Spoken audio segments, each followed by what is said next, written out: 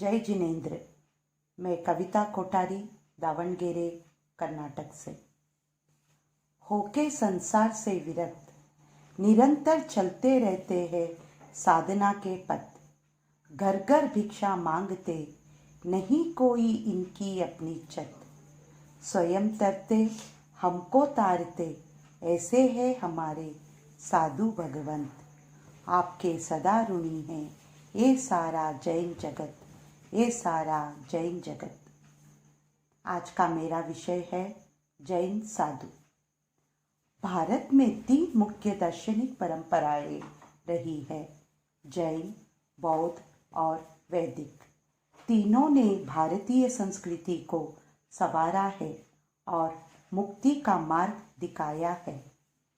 मुनि का अर्थ है ज्ञानी। जब व्यक्ति के मन में दुख मुक्ति और शाश्वत सुख की भावना जागृत होती है, तब वह संसार से विमुख हो जाते हैं। सांसारिक बंधन और परिचर्या को तोड़कर दीक्षा ग्रहण कर लेते हैं। जैन परंपरा में दीक्षा सावधिक नहीं होती। बौद्ध परंपरा में दीक्षा की अवधि 1 वर्ष की भी हो सकती है और 5 वर्ष की भी हो सकती है, पर अपने जैन परंपरा में ऐसा नहीं होता। वह जीवन भर के लिए लिया जाता है। दीक्षित होने वाले व्यक्ति की शैक्षणिक ज्ञान, आयु, उसकी सांसारिक धन संपत्ति, इसका कोई मोल नहीं होता। वह सिर्फ दीक्षार्थी के वैराग्य के कसौटी पर होता है। दीक्षा ग्रहण करने से पूर्व दीक्षार्थी के माता पिता एवं अभिभावकों का स्वीकृति आवश्यक होती है।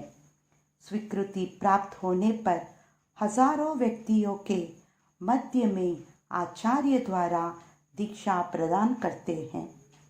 जैन मुनि 5 महाव्रतों का पालन करते हैं। किसी परिस्थिति में भी विमुख नहीं होते।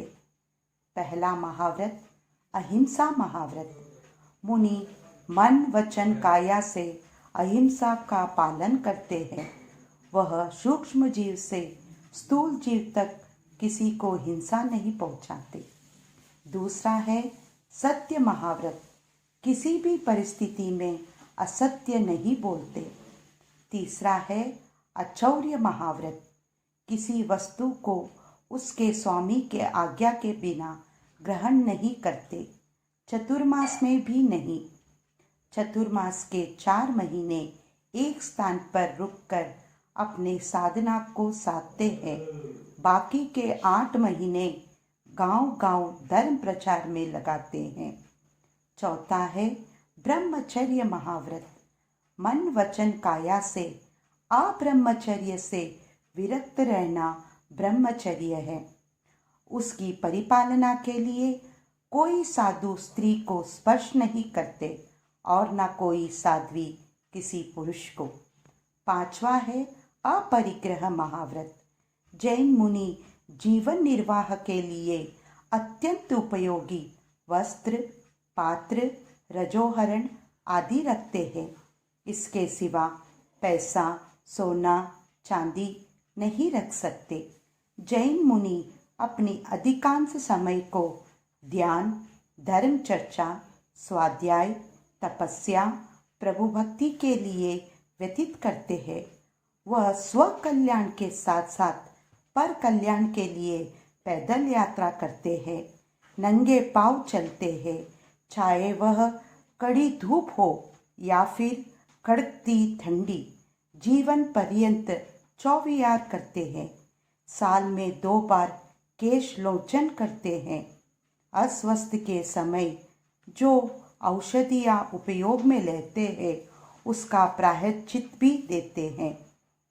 हमारा कर्तव्य होता है कि ऐसे परम कृपालु अलौकिक व्यक्तित्व, संसार के भवसागर से तराने वाले साधु संत की सेवा में सदा संलग्न रहे।